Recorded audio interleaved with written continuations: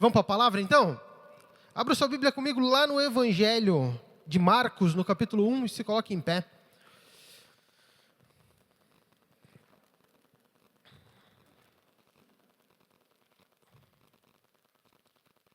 Marcos capítulo 1.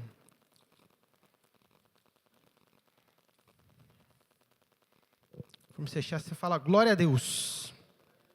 Amém. A palavra do nosso Deus diz assim, ó. O princípio do Evangelho de Jesus Cristo, Filho de Deus. Como está escrito nos profetas, eis que envia um anjo ante a tua face, a qual preparará o teu caminho diante de ti.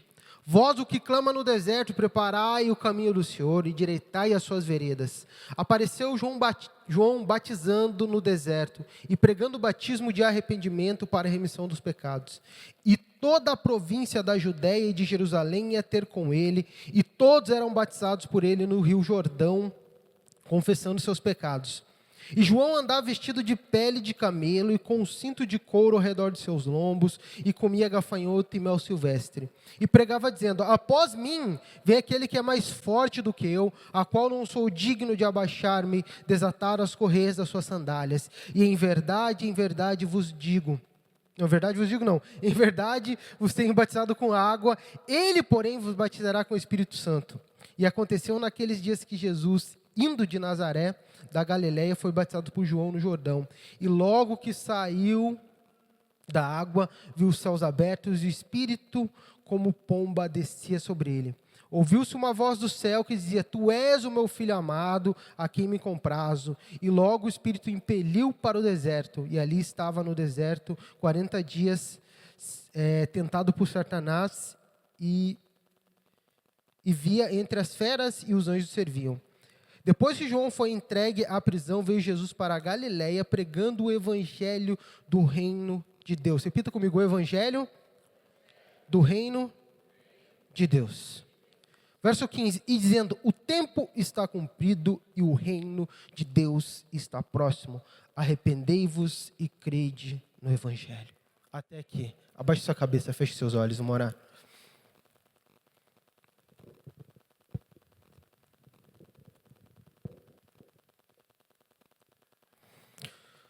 Pai querido, Pai amado, é com temor e tremor que me achego à sua santa presença, reconhecendo exatamente quem sou, as minhas incapacidades, o quanto sou falho, mas o quanto necessito de Ti, de Teu Santo Espírito.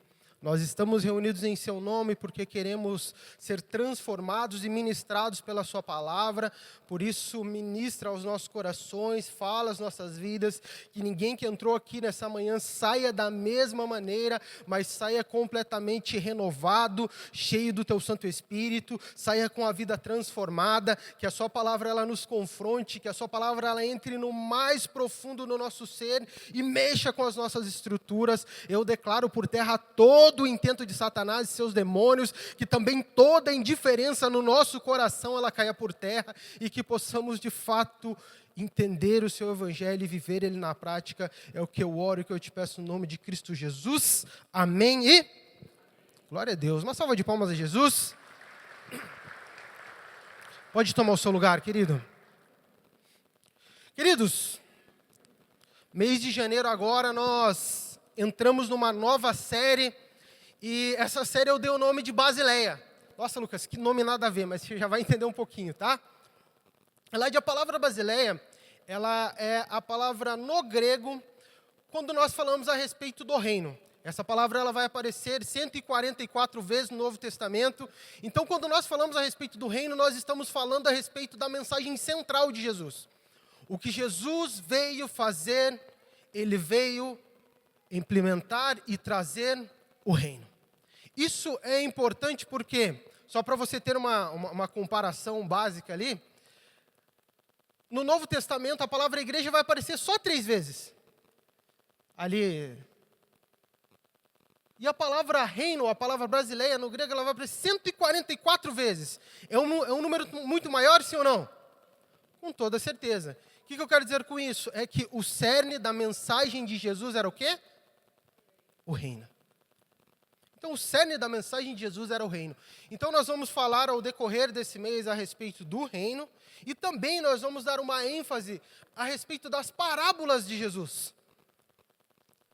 Principalmente das parábolas que falam a respeito do reino. Amém? Então, vamos lá. Tá? E hoje, para a gente começar a entender um pouco desse assunto, a gente vai falar especificamente a respeito do evangelho do reino. Só que, para a gente entender a respeito do evangelho do reino, e para a gente entender até mesmo sobre o reino, eu gostaria de fazer uma pergunta para você. Quando fala a respeito de reino, qual que é o primeiro pensamento que vem à sua mente? Quem pode falar para mim? Ninguém quer falar nada? Mas vamos lá, qual que é o primeiro pensamento que vem à sua mente quando fala a respeito de reino? Eu não sei vocês, mas o primeiro pensamento que vem na minha mente, eu não sei se é porque eu sou meio nerd, eu gosto dessas coisas, sei lá, é Idade Média. Alguém também vê esse pensamento? Sim ou não? Vê o pensamento de Idade Média, espada, sei lá,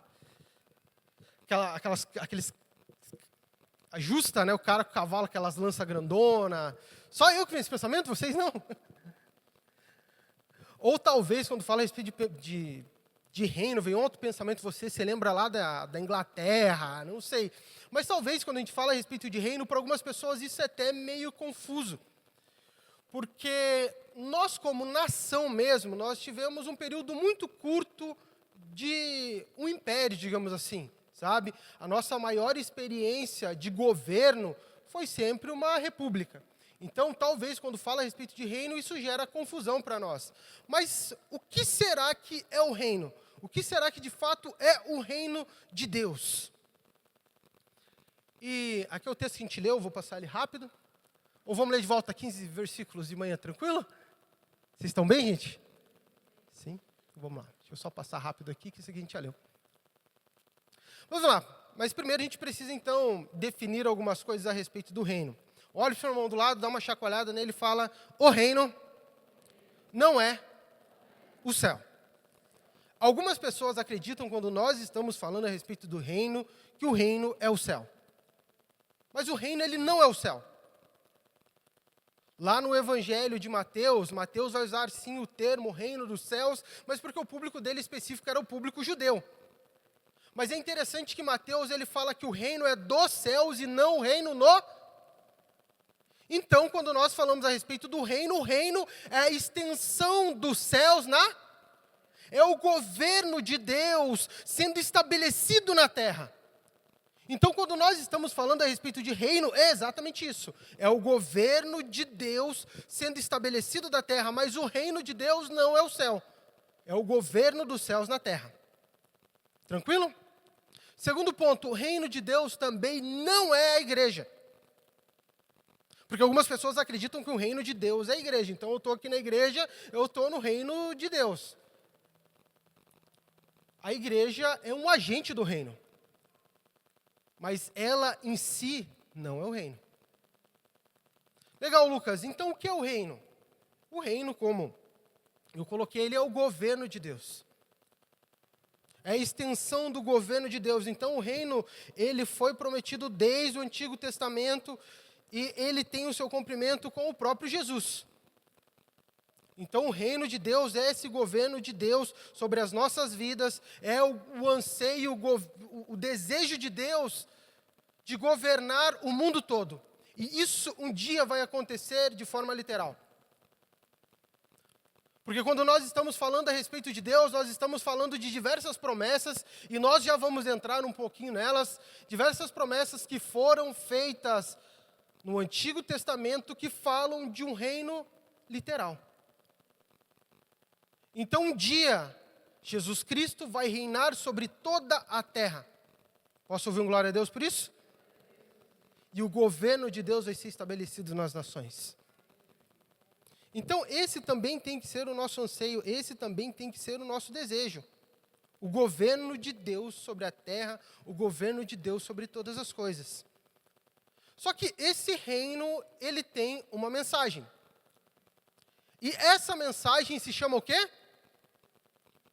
Evangelho. E evangelho é uma palavra muito interessante. Porque, esse texto que nós acabamos de ler é o texto de Marcos. Marcos foi o primeiro evangelho a ser escrito. E Marcos, ele poderia começar o evangelho dele de qualquer forma, ou de uma forma completamente diferente, mas eu acho lindo a forma que ele começa o seu evangelho. Ele começa o princípio do quê? Filho de Deus.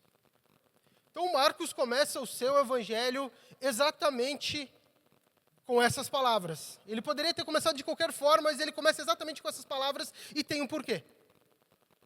O evangelho é a porta de entrada para tudo que Deus vai fazer nas nossas vidas. Nós estamos aqui hoje porque nós ouvimos o quê? O evangelho. Nós somos chamados de evangélicos, sim ou não? Mas o que é o evangelho? O que é o evangelho? Nossa, Lucas, muitas perguntas hoje, não estou gostando. O evangelho, ele é uma boa notícia. Ele é uma boa notícia. Ele é uma boa nova. Quem que gosta de boa notícia? Sim ou não? Alguém gosta de uma má notícia? Não, todo mundo gosta de uma boa notícia. Então, a primeira coisa é que o evangelho é uma boa notícia. Mas para mim entender a boa notícia, é preciso eu também entender a má notícia. Porque se tem uma boa notícia, anteriormente teve o quê? Uma má notícia. Então vamos primeiro para a parte ruim, depois a gente vai para a parte boa. Amém? E o que é essa má notícia? Essa má notícia, ela vai lá começar em Gênesis 2:17. Deus tinha criado a humanidade perfeita, Adão tinha autoridade e governo sobre todas as coisas, porém, ele pega essa autoridade, ele pega esse governo e ele entrega tudo isso nas mãos de quem? Da serpente, de Satanás. E a partir desse momento, a morte entra na humanidade. A morte entra na humanidade. Segundo ponto ali, Romanos 3:23, diz que todos pecaram e destituídos estão da glória de Deus. Então, Adão pecou, a morte entrou. Só que isso não ficou somente em Adão, isso ficou em todas as gerações. E desde então, não nasceu ninguém que não fosse o quê? Pecador. A não ser o próprio Jesus, que era santo. Mas desde então, todas as pessoas, elas são o quê? Pecadoras. Vamos lá, você precisa ensinar o seu filho algo ruim? Alguém já chegou para o seu filho e falou, ô filho, hoje eu vou te dar uma aula, um mini curso, Telecurso 2000. Vou dar um Telecurso 2000 de fazer birra. Alguém já chegou e fez isso para o seu filho? Nossa, vou dar um Telecurso 2000 de você se jogar no chão e espernear. Eu sou pai de, vou falar pai de primeira, mais ou menos pai de primeira, sou pai de 2 já não é pai de primeira viagem, né? Mas eu lembro quando a primeira vez que o Samuel fez birra no shopping. Alguém já passou por essa situação? A gente estava no shopping lá, fomos no lugar que come lá, praça de alimentação, obrigado. Foi na praça de alimentação. Daqui a pouco, o menino começou a chorar e nada parava mais ele, e berros, e E você, vem uma ira santa nos pais, né? Dá vontade de pegar a criança e falar, meu Deus do céu, por isso que os animais, os gatos, eles comem os seus filhotes. Mas ninguém ensinou ele, eu não falei, não, filho, eu vou te ensinar a fazer uma birra aqui. Não. Isso é por quê? Porque a maldade humana já está dentro do nosso próprio coração. Eu e você, nós nascemos mal. Ah, não, mas a criança pequenininha, não é. A maldade está dentro de nós. Nós somos pecadores. Nós desobedecemos a Deus. Tudo que nós fazemos não agrada a Deus. Porque o pecado está dentro de nós. Mas não somente isso. O pecado, além de nos afetar como seres humanos, o pecado também afetou toda a criação. Em Romanos, capítulo 8, verso 20, diz que toda a criação está debaixo de jugo. Então o pecado, além de nos afetar, o pecado também afetou toda a criação. Afetou todas as coisas. E qual que é a consequência desse pecado? O salário do pecado é o quê? É a morte. Essa é a má notícia. Essa é a má notícia. Só que se tem uma má notícia, nós podemos se alegrar, porque agora tem o quê? Uma boa notícia. E a boa notícia, ia falar, pode mudar o slide, mas eu estou com o trocador. Eu esqueço. E qual que é a boa notícia? A boa notícia começa em Gênesis 3,15. O homem tinha acabado de cair, tinha pecado, tinha se afastado de Deus. Deus chega para aquele casal, Adão e Eva, e fala para Eva, Eva, vai nascer um que vai pisar na cabeça da serpente. Vai nascer um que vai pisar na cabeça da serpente. Então, se vocês estão nesse jugo de pecado, de escravidão, se toda a criação está debaixo disso, vai nascer um que vai acabar com tudo isso. Não somente isso, fala também da semente de Abraão. Então Deus começa a colocar o seu plano em prática. Deus começa a colocar o seu evangelho em ação. Deus começa a colocar a sua boa notícia em ação. E Deus vai lá, na Ur dos Caldeus, e separa um homem de nome Abraão e fala, Abraão, através de ti serão benditas todas as famílias da terra. Isso é maravilhoso, porque você vai ver lá em Gálatas, no capítulo 5, Paulo vai falar que o evangelho foi pregado para Abraão. Então essa promessa que Deus fez para Abraão era o evangelho.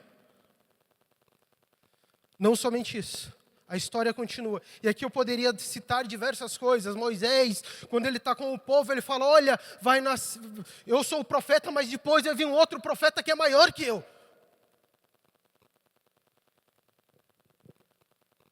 Até que chega a semente de Davi. Davi que construiu o templo, aquela história que a gente já conhece. E Deus fez uma promessa para Davi. Olha, vai nascer um que vai ter um trono que é eterno. Vai nascer um da sua descendência, que o trono dele vai ser para todo sempre. Então Cristo, ele é o descendente da mulher. Cristo, ele é o descendente de Abraão, a semente de Abraão. Cristo, ele é esse descendente de Davi.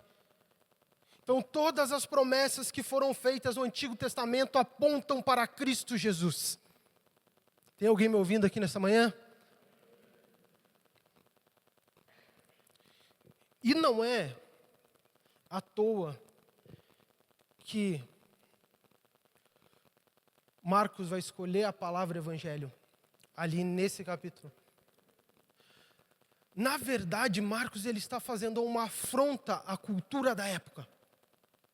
Porque a palavra evangelho, ela significa sim uma boa notícia, mas é importante nós entendermos o contexto que isso estava inserido.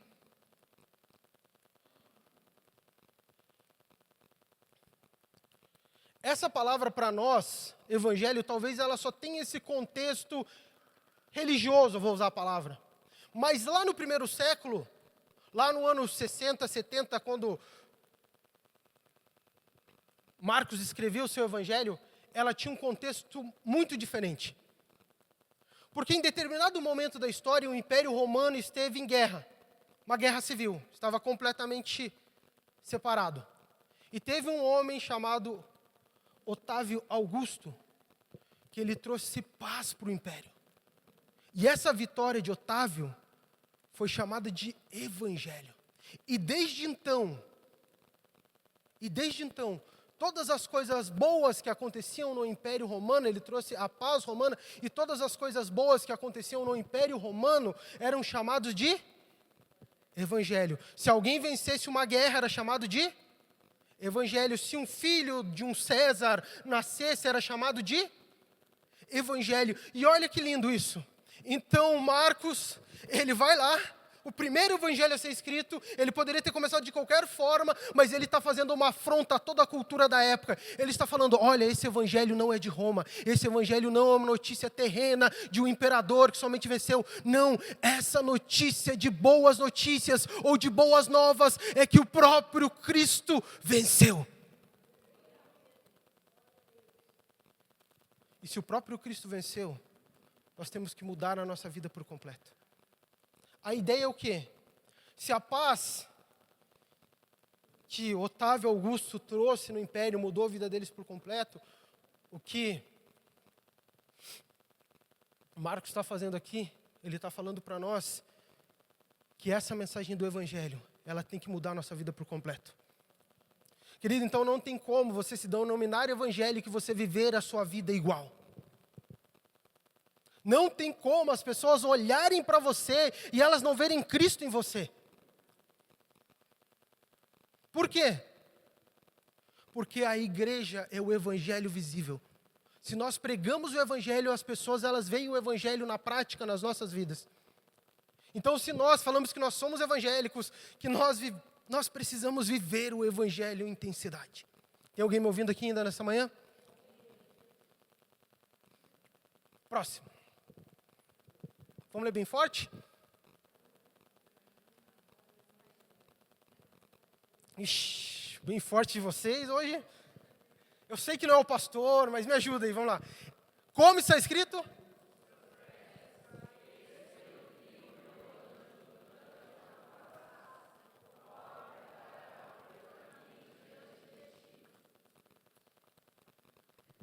Então vamos lá, primeiro ponto. Nós entendemos o que é o Evangelho. O segundo ponto agora, olha que interessante. Marcos ele vai falar primeiro o que é o Evangelho, e agora ele começa a falar como que está toda a instituição de Israel. Vamos lá, a gente entendeu então até aqui nesse plano de fundo que tinham diversas promessas que apontavam para a nação de Israel. Através do descendente de Abraão, todas as nações elas seriam o quê? Benditas. Então o povo de Israel, eles tinham uma missão bem específica, que era discipular as nações. Era preparar o caminho para que o Messias chegasse, para que o reino de Deus viesse. Essa era a missão do povo de Israel. Só que fica comigo nesse texto aqui. Então, como está escrito nos profetas, eis que viu um anjo à tua face, a qual preparará o caminho diante de ti. Vamos lá, se precisava preparar um caminho, isso quer dizer que o caminho antigo, ele tinha o quê? Se corrompido. Então toda instituição religiosa que tinha que até então se preparado para trazer o Messias, então nesse ponto da história, precisa se levantar alguém para preparar o caminho. Precisa se levantar alguém para preparar a entrada. Porque eles falharam. Precisa se levantar alguém para preparar esse caminho para que o Messias chegasse. O que eu quero dizer com isso, queridos? O que eu quero trazer de aplicação prática nas nossas vidas? O que será nas nossas vidas que nós estamos fazendo igual o povo de Israel e deixando se corromper? O que será nas nossas vidas que nós estamos fazendo talvez como o povo de Israel e que nós pensamos que estamos preparando um caminho, mas não é um caminho para o Messias. É um caminho para nós mesmos. O que será nas nossas vidas que nós estamos pensando, que nós estamos edificando para Deus, e nós não estamos edificando para Deus, e estamos edificando para nós mesmos? Isso nos ensina que nós corremos esse risco, de não estar edificando para Deus e edificar para nós mesmos.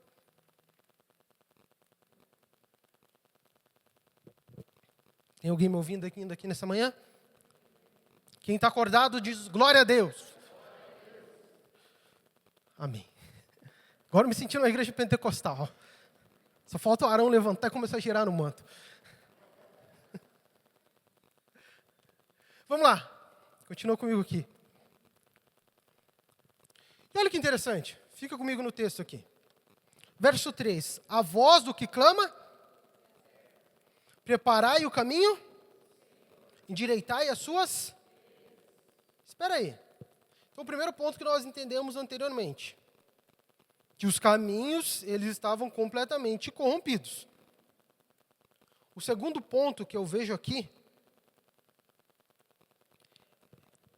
é que tinha uma voz clamando no... Quem que estava clamando no deserto?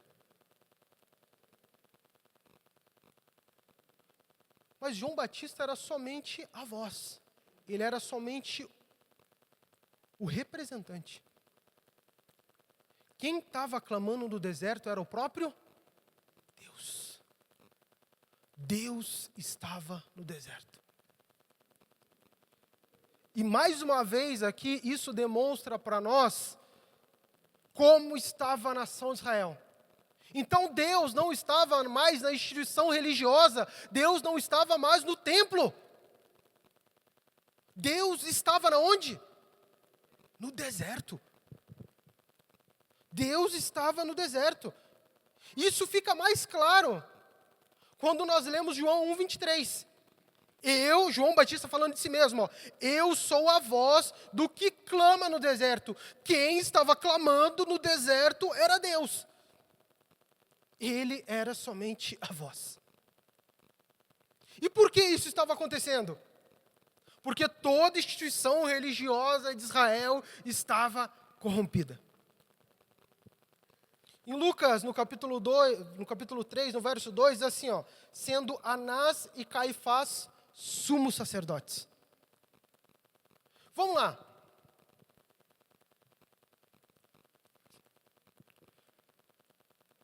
Qual que era a função do sumo sacerdote? Qual que era a função do sumo sacerdote? Representar Deus perante o povo. Sim ou não? Quantos sacerdotes podiam ter sumo sacerdote? Um. E o texto que nós lemos aqui de Lucas, no capítulo 3, no verso 2, pode abrir na sua Bíblia, fala que tinha quantos sumos sacerdotes? 2. O sumo sacerdócio tinha se tornado uma posição política. Por isso que Deus não estava mais lá.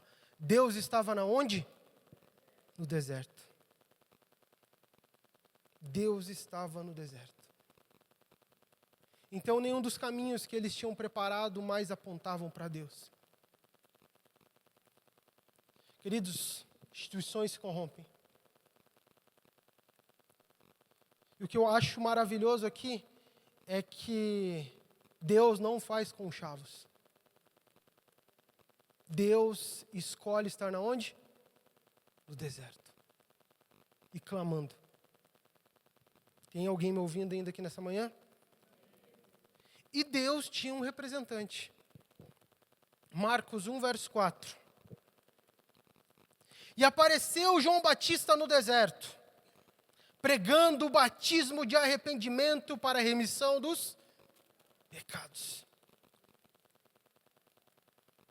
Então, se o templo estava corrompido e a posição do sumo sacerdote estava corrompida, Deus levanta para si um profeta. Deus levanta para si um protesto vivo no meio da nação. Aquele que estava preparando o caminho, aquele que estava planeando o terreno para a chegada do Messias, para a chegada do reino. E vamos lá. Só para a gente entender um pouco o impacto da mensagem de João Batista. E Batista não é o sobrenome dele. Tá? Porque alguns falam, para João Batista é porque é o sobrenome dele, né? O meu também é Batista, estou brincando. Talvez eu sou parente de João Batista, né? Nada a ver. Nossa, que piada ruim, Lucas, não entendi foi nada. Eu tento, Paulo, eu tento. Não tem esse dom. Fica comigo aqui, volta aqui.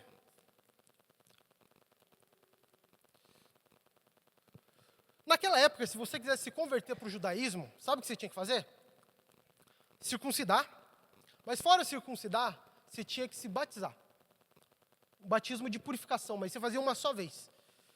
Não, fazia mais vezes, era o banho ritualístico, era um batismo de purificação. Tá?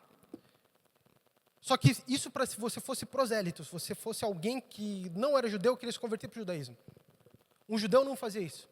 Porque o judeu falava, eu sou filho de Abraão, eu sou puro. E João Batista, ele está chegando e está falando, ei, você que acha que é descendente de Abraão e acha que é melhor, você também precisa o quê? Se batizar. Consegue entender o impacto que João Batista estava trazendo no meio daquelas pessoas? Não somente isso, fica comigo aqui ainda. João Batista era filho de quem? De Zacarias, não é o dos trapalhões. É quando você faz essas piadas, você começa a revelar a idade, né? Não, é o dos trapalhões. Ele era filho de Zacarias, Zacarias era sacerdote. Isabel, sua mãe, também era o quê? Da linhagem de Arão. Então fica comigo aqui que isso é interessante, gente. Então no ponto anterior, a gente viu que toda a instituição de Israel ela estava corrompida. Só que agora nós temos alguém que é filho de sacerdote, não somente filho de sacerdote, ele é filho da linhagem que viria o sumo sacerdote, que é a linhagem de Arão. E esse homem está na onde? No deserto. Sabe o que o Marcos está querendo trazer aqui para a gente? O verdadeiro sumo sacerdote não estava na onde? No templo. O verdadeiro sumo sacerdote estava na onde? No deserto. E vamos lá, continua aqui comigo. Qual que eram as vestes desse sumo sacerdote? Pele de camelo. Qual que teriam que ser as vestes do sacerdote? Qual que era a comida do sumo sacerdote? Qual que era a comida de João Batista?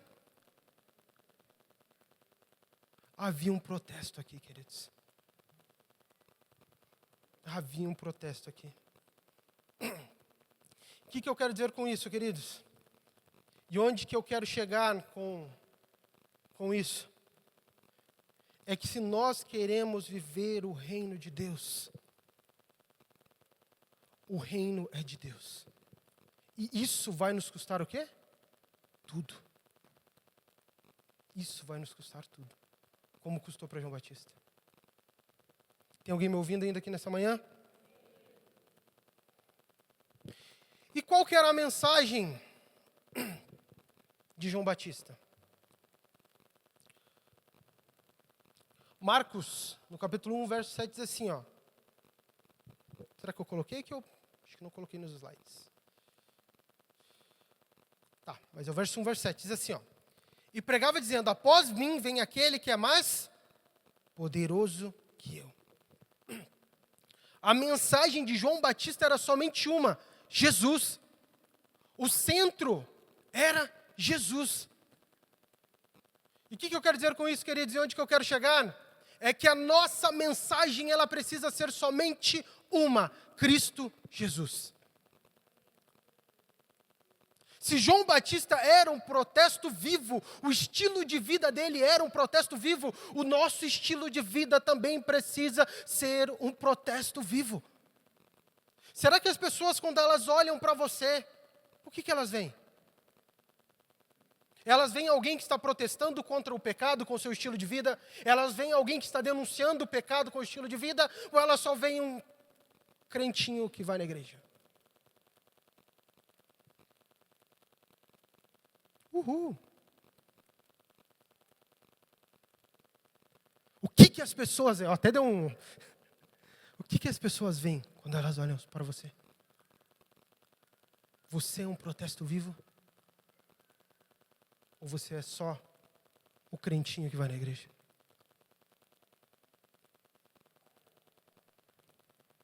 Volta aqui comigo. Qual que era a mensagem de João Batista? Jesus. E nós vivemos dias que a mensagem do Evangelho, ela tem sido diluída, e a mensagem talvez não é mais Jesus. A mensagem é: esteja bem, fique rico, ou morra tentando.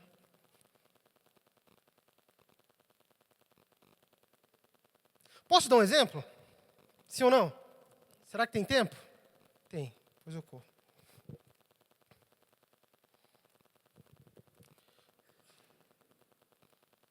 Vou dar um exemplo com as Sagradas Escrituras. Na primeira carta de Paulo aos Coríntios, no capítulo 2, no verso 9, diz assim, como está escrito, nem olhos viram, nem ouvidos ouviram, e jamais penetrou no coração humano aquilo que Deus tem preparado para aqueles que o amam. Do que esse texto está falando?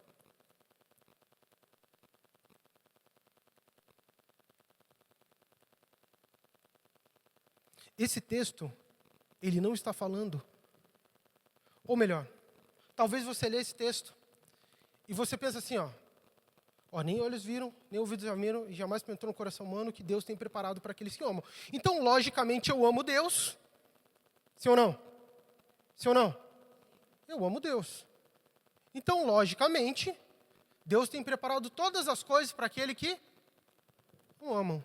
PlayStation 5. Ferrari. Não sei o que mais, você imaginar aí. Só que esse texto não está falando de coisas materiais. E porque muitas vezes nós tiramos a nossa centralidade de Cristo Jesus. Nós tiramos a nossa centralidade dele, que é a essência de tudo, e nós colocamos nas coisas dessa terra. O nosso olhar olha para esse texto e nós queremos satisfazer o nosso próprio ego. Quando o texto não está falando disso, o texto está falando de Jesus. O que Deus preparou para aqueles que o amam não é um carro novo. O que Deus preparou para aqueles que o amam é Jesus. Isso fica mais claro na continuação do texto, no verso 10. Mas Deus nos revelou pelo Espírito. O que Deus revelou para o Espírito é Jesus. Tem alguém me ouvindo aqui ainda nessa manhã? Próximo ponto. Vamos correr. O que a gente entendeu até então? Estava tudo corrompido. Só que o Messias aparece. A promessa esperada por anos aparece. Naqueles dias veio Jesus de Nazaré e por João foi batizado no Rio Jordão. Jesus aparece. Jesus precisava ser batizado? Ele tinha pecado? Mas ele era submisso ao Pai. E ele se batizou por todos nós. Por submissão ao Pai. E o que é maravilhoso, o que é lindo, é que o texto diz, aqui na continuação, fala que quando Jesus sai do batismo, o que acontece? Os céus se rasgam. O céu vem para a terra. Os céus se rasgam. A atmosfera dos céus invade a terra novamente. Quando o Messias chega, a atmosfera dos céus invade a terra novamente. Anos sem que isso acontecesse. Céus e terra, mais uma vez, se encontram em Jesus. Se encontram em Jesus. Quem está aqui ainda? Após isso, olha o que o texto fala. E logo,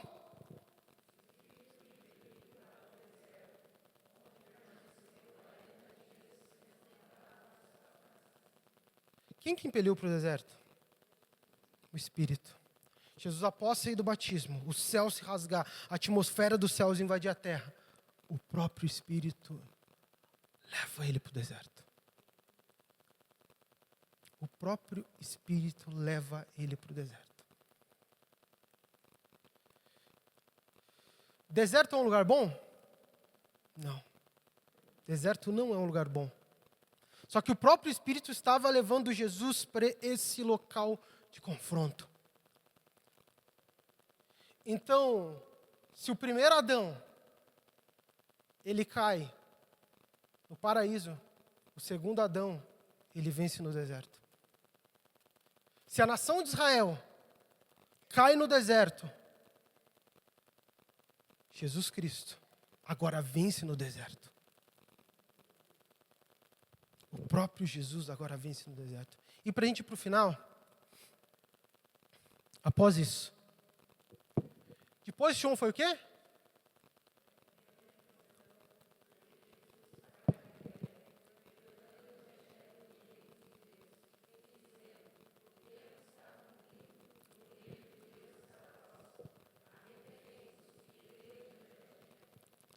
Depois disso, então João Batista foi para a prisão, e vocês já sabem qual vai ser o fim de João Batista. Após isso, Jesus Cristo veio para Galileia. Vamos lá. Se você vai começar um ministério de prestígio, qual local você iria? Para Jerusalém. Mas Jesus vai para Galileia, periferia. Local afastado. Jesus vai para Galileia começar o seu ministério. E ele começa o seu ministério pregando o quê? As boas notícias. Que o reino de Deus havia chegado. E o reino de Deus é o governo do próprio Cristo. É o governo do próprio Jesus.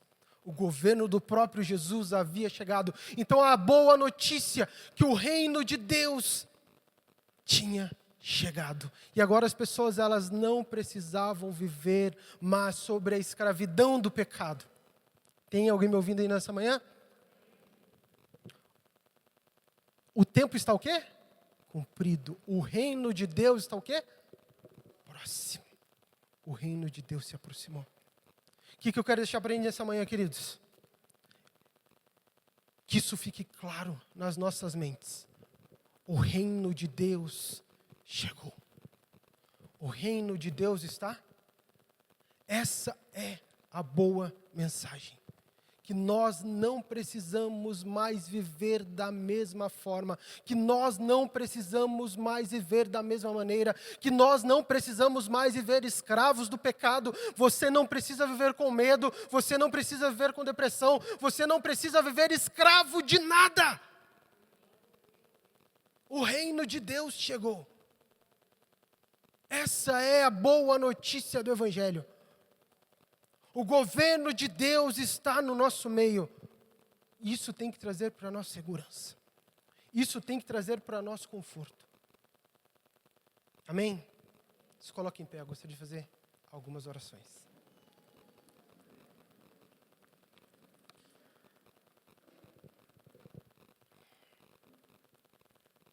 A primeira oração que eu quero fazer para você, a primeira oração que eu quero fazer é para você que entrou aqui pela primeira vez. Se esse for o seu caso, eu gostaria de te convidar a repetir uma oração comigo. Lucas, qual que é o intuito dessa oração?